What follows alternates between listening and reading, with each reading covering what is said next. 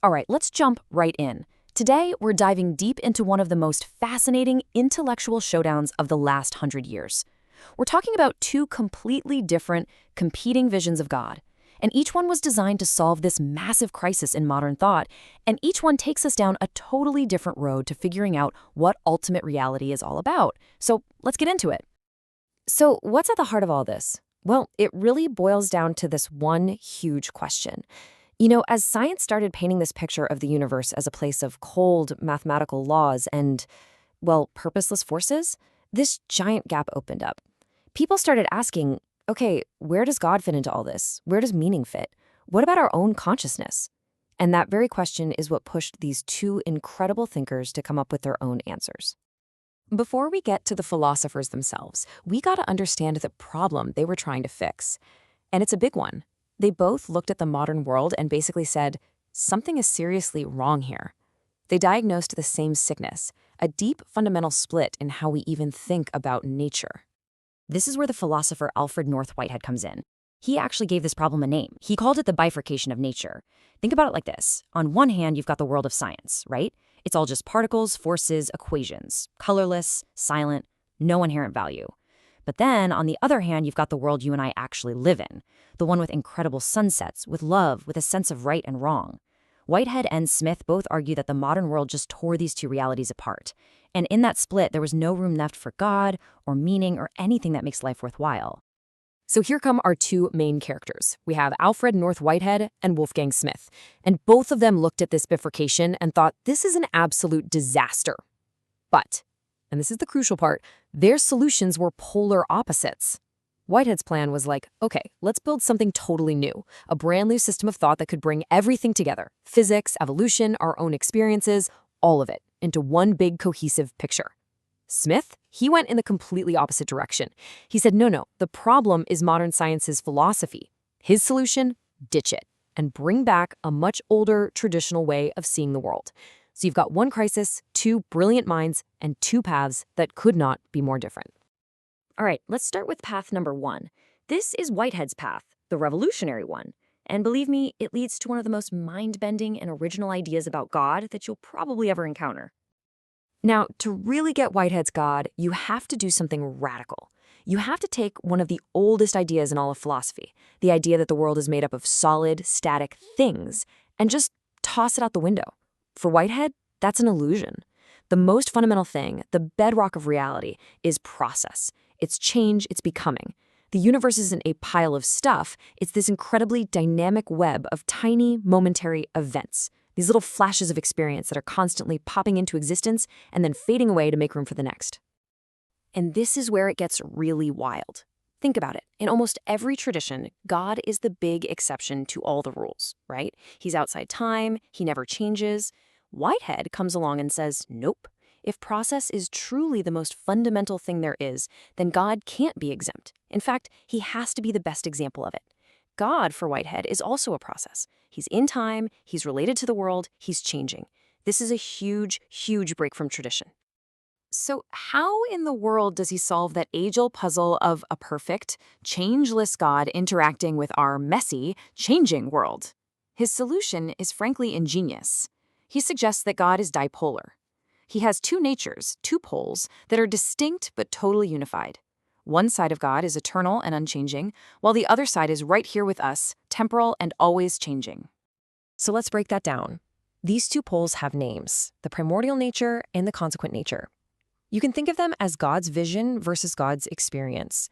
And to really get Whitehead's God, you have to see how these two sides work together.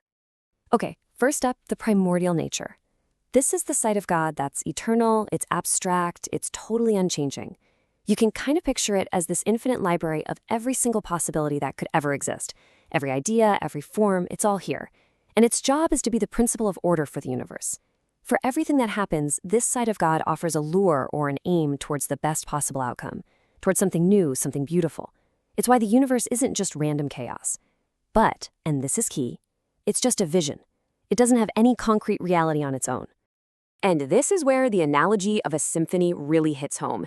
The primordial nature is like the complete, perfect, unplayed score for an infinite symphony. It has every possible beautiful melody, every perfect harmony, all just existing in this timeless, abstract state. It's the blueprint for all beauty, but it's not the music itself. Not yet. And then, on the flip side, you have the consequent nature. This is the complete opposite. It's in time, it's conscious, and it is always, always growing. This is God's actual, concrete, moment-by-moment experience of the entire universe. Every single thing that happens, a star is born, you have a thought, a moment of joy, a moment of pain, it's all felt by God and woven into his own being. In this system, every tiny flicker of experience gets objectively immortalized inside God's life. Absolutely nothing is ever lost. And this has a massive emotional consequence. Because if God experiences everything, then God shares in every single tragedy and every single victory. He's not some distant king watching from a throne. He is, in Whitehead's incredibly powerful words, the fellow sufferer who understands. He's in it with us. So let's go back to our symphony. If the primordial nature was the unplayed score, the consequent nature is the actual performance. It's the music as it's really being played, in all its chaotic, beautiful, and sometimes tragic reality. God is the divine conductor, who not only lures the orchestra toward beauty, but also hears, feels, and perfectly remembers every single note from every single instrument forever. Now, there's a fancy word for this, panentheism. And you gotta be careful here, it's not pantheism. Pantheism says God is the world, full stop. Panentheism is different. It says the world is in God, but God is still more than the world. See, the universe makes up God's experience, his consequent nature, but his eternal vision, his primordial nature, goes way beyond the universe. So what about omnipotence, a God who can do anything? For Whitehead, a God who forces things to happen, who coerces the world, would just be a cosmic tyrant. So instead, God's power is persuasion. He doesn't just snap his fingers and make things happen. He gently lures every moment towards its best possible future. But the world is still free to accept that lure or reject it. And this leads to Whitehead's beautiful image of God as the poet of the world, with tender patience leading it by his vision of truth, beauty, and goodness. Okay, take a deep breath, because we are about to do a complete 180.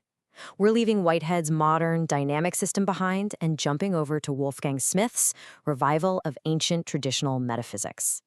This is the second path, and it is a radical return to the old ways. Smith's whole project starts with a full-on attack on the modern worldview. He's like, you all think reality is this flat, horizontal plane of physical stuff. You're completely wrong. For Smith, reality isn't flat at all. It's a ladder, a hierarchy of fundamentally different levels of being. And this hierarchy has a pretty clear structure. You've got the physical, or corporeal world down at the bottom. That's the stuff science looks at. Then there's this middle level, the psychic domain of the soul and images. And way up at the top, you have the spiritual or noetic domain, the realm of pure ideas, timeless forms, and at the very peak, God. And the glue that holds this whole ladder together is this incredible idea called vertical causality. This is nothing like the normal cause and effect science talks about, one billiard ball hitting another. That's horizontal cause. Vertical causality is different. It's the moment-by-moment, continuous act of a higher level literally holding a lower level in existence. This is probably the best way to get it. Think about an author and the characters in their novel. Inside the story, one character can affect another. That's horizontal causality. But the author is their vertical cause. The author exists on a completely different level of reality, and the character's entire existence depends, at every single second, on the author choosing to write them. If the author stops thinking about them, they're just gone. So what's at the very top of this chain? Smith uses the old scholastic language, following St. Thomas Aquinas. God is Esse Ipsum Subsistens, which basically means being itself. And this is a really, really important distinction. You and I, we have existence. We participate in it. God doesn't have being. He is being. He's actus purist, pure actuality. There's zero potential in him left to be realized. And defining God this way as pure actuality has some massive implications. First, if God has no potential, he can't change. To change is to go from potential to actual, but he's already fully actual. So he is absolutely, unchangeably immutable.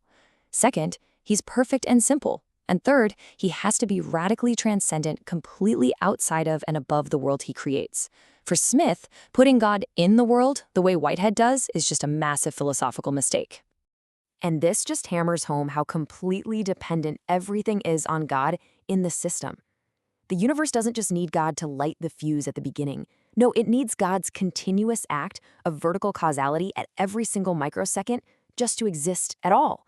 If God were to withdraw that sustaining power, the universe wouldn't just fall apart, it would just blink out of existence. Poof, gone. So what about evil and suffering? Remember, Whitehead had his fellow sufferer God. The traditional answer is different. Evil is defined as a privatio boni, a privation of the good. Basically, evil isn't a thing. It's not a substance. It's a lack, a hole, a correction of something good that's supposed to be there. Think of it like this. Blindness isn't a thing. It's the absence of sight. Evil is just what happens when you have a created world that, by its very nature, isn't as perfect as God. Okay, so we've walked down these two totally separate paths. We've got Whitehead's dynamic, evolving God who's in the world with us, and we've got Smith's timeless, unchanging, transcendent God who is the world's very foundation. Now, it's time for the showdown. Let's put them right next to each other and see just how deep the differences go. Look at this table. It just lays it all bare. Let's start with the basics. What even is God? For Whitehead, a being in process. For Smith, being itself. What about time? One is in time, evolving with us. The other is totally outside of time. And you just see this again and again. Change versus no change. Persuasion versus raw power. A God who suffers with us versus a God who cannot be affected at all. On every single key point, they are complete opposites. So what this all leads to is, well, it's more than just two different ideas about God. What we're really facing here is an ultimate metaphysical choice about what reality itself even is. And that choice changes how you see absolutely everything. So let's lay out the stakes. If you go down the Whiteheadian path, you get a God who is incredibly relatable, a God who's involved, who actually understands suffering, and who fits perfectly into a dynamic, evolving universe. The appeal there is immense. It's the comfort of having a divine companion. But there's a cost. This God isn't all-powerful or perfect in the classic sense. He's the greatest being, sure, but he's not the untouchable source of all reality. Now, what if you pick the Smithian path?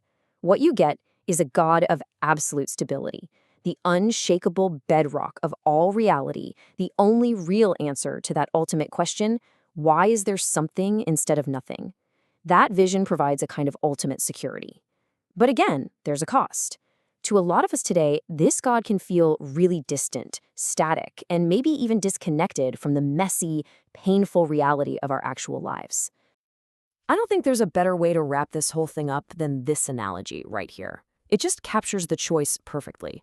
Whitehead looks at the modern world and says, we need a new ship, one built from the ground up to navigate the waters of quantum physics, relativity, and evolution. Smith looks at the exact same world and says, our new ship is sinking. It's sinking because we abandoned the old ship, the one that was perfectly seaworthy all along, and we need to get back to it. And so we end not with an answer, but with the question that sits right at the very heart of this whole debate. It's a question that's bigger than just theology. It's the core question of metaphysics. What is the fundamental nature of everything? Is it a vast, interconnected, ever-evolving process? Or is it all grounded in a timeless, unchanging, and absolute being? That is the choice these two incredible thinkers lay before us. Thanks for watching.